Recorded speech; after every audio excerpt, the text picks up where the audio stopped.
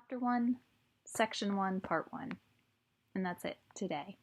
Personhood and being. Respect for man's personal identity is perhaps the most important ideal of our time. The attempt of contemporary humanism to supplant Christianity in whatever concerns the dignity of man has succeeded in detaching the concept of the person from theology and uniting it with the idea of an autonomous morality or with an existential philosophy which is purely humanistic. Thus, although the person and personal identity are widely discussed nowadays as a supreme ideal, nobody seems to recognize that historically, as well as existentially, the concept of the person is indissolubly bound up with theology. Within the very narrow limits of this study, an attempt will be made to show how deep and indestructible is the bond that unites the concept of the person with patristic theology and ecclesiology. The person, both as a concept and as a living reality, is purely the product of patristic thought. Without this, the deepest meaning of personhood can neither be grasped nor justified. From mask to person, the birth of an ontology of personhood. 1. Many writers have represented ancient Greek thought as essentially non-personal in its Platonic variation. Everything concrete and individual is ultimately referred to the abstract, which constitutes its ground and final justification. Aristotelian philosophy, with its emphasis on the concrete and the individual, offers the basis of a certain concept of the person, but the inability of this philosophy to provide permanence, some kind of continuity and eternal life for the total psychosomatic entity of man, renders impossible the union of the person with the substance or ousia of man, that is, with a true ontology. In Platonic thought, the person is a concept which is ontologically impossible, because the soul, which ensures man's continuity, is not united permanently with the concrete individual man. It lives eternally, but it can be united with another concrete body and can constitute another individuality, e.g. by reincarnation. With Aristotle, on the other hand, the person proves to be a logically impossible concept precisely because the soul is indissolubly united with the concrete and individual. A man is a concrete individuality. He endures, however, only for as long as his psychosomatic union endures. Death dissolves the concrete individuality completely and definitively. The reasons for this inability of ancient Greek philosophy to endow individuality with permanence, and thus to create a true ontology of the person as an absolute concept, are rooted deeply in Greek thought. Ancient Greek thought remained tied to the basic principle which it had set itself, the principle that being constitutes in the final analysis a unity in spite of the multiplicity of existent things, because concrete existent things finally trace their being back to their necessary relationship and kinship with the one being, and because consequently every differentiation or accidents must be somehow regarded as a tendency towards non-being, a deterioration of or a fall from being. This ontological monism, which characterizes Greek philosophy from its inception, leads Greek thought to the concept of the cosmos, that is, of the harmonious relationship of existent things among themselves. Not even God can escape from this ontological unity and stand freely before the world, face to face in dialogue with it. He, too, is bound by ontological necessity to the world and the world to him, either through the creation of Plato's Timaeus, or through the logos of the Stoics, or through the emanations of Plotinus's Eneids. In this way, Greek thought creates a wonderful concept of cosmos, that is, of unity and harmony, a world full of interior dynamism and aesthetic plenitude, a world truly beautiful and divine.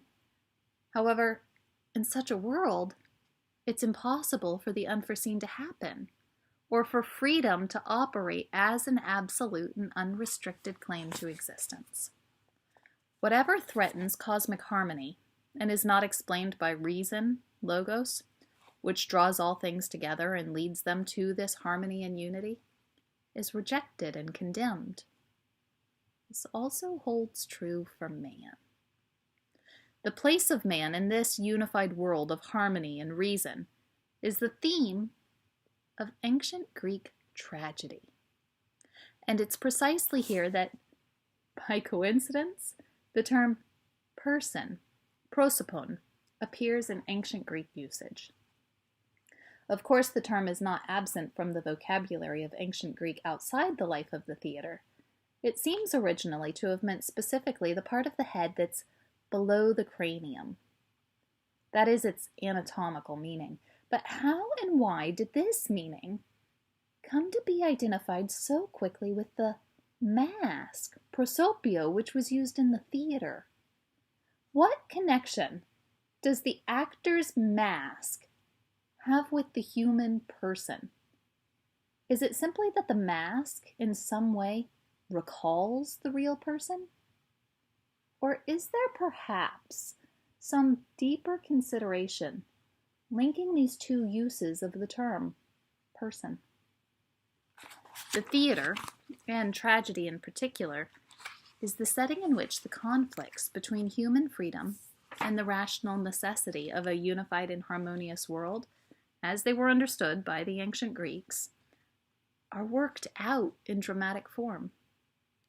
It is precisely in the theater that man strives to become a person, to rise up against this harmonious unity which oppresses him as rational and moral necessity. It's there that he fights with the gods and with his fate. It's there that he sins and transgresses.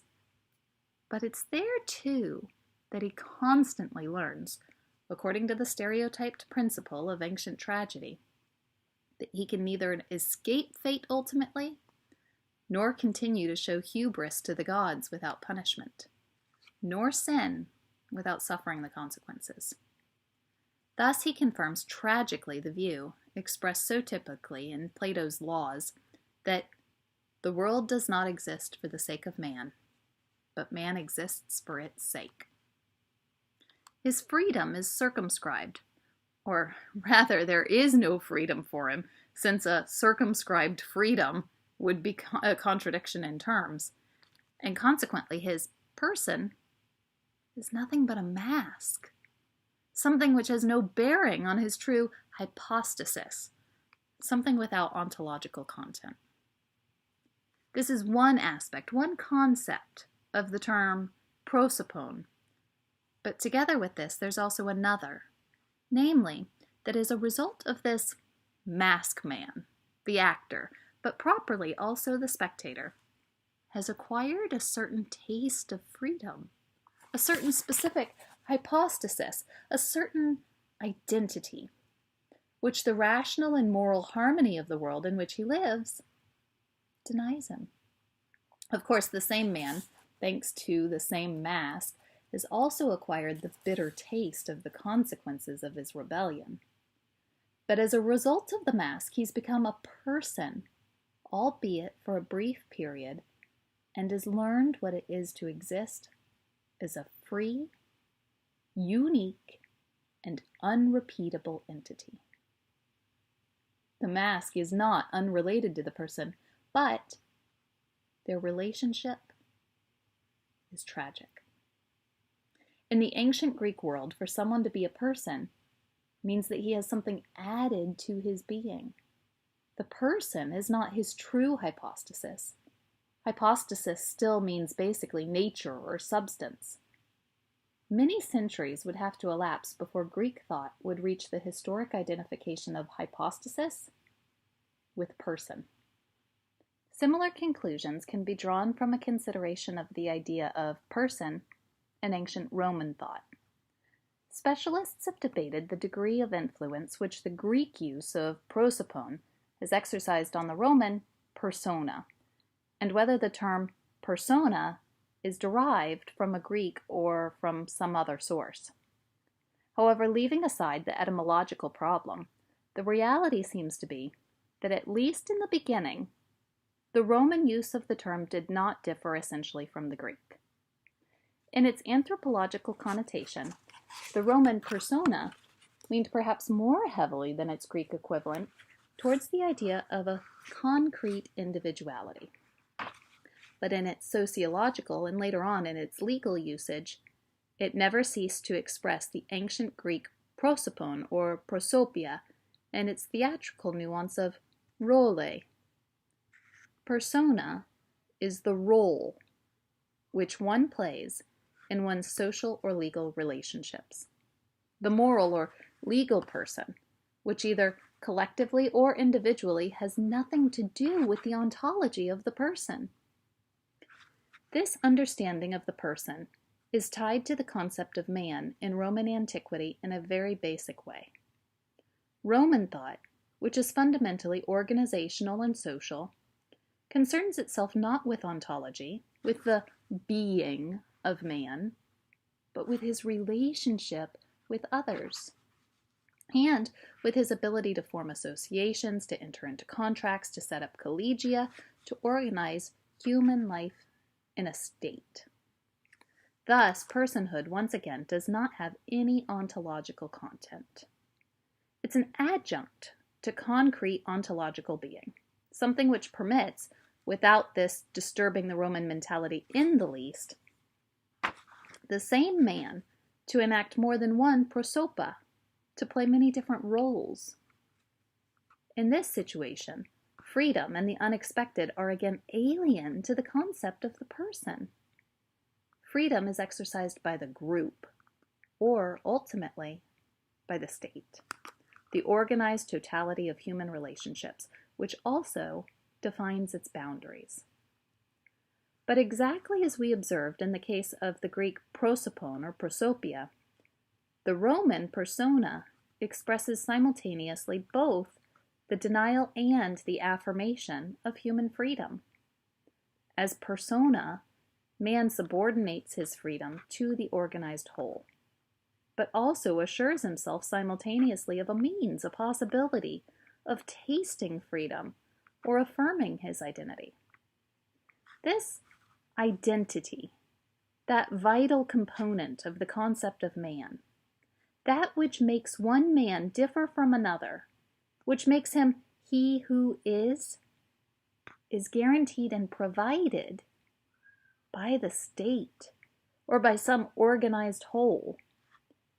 Even when the authority of the state is called into question and man rebels against it, even then, if he succeeds in escaping punishment for this hubris of his, he will look to some legal and political power, to some concept of the state, to give him his new identity, a confirmation of his selfhood.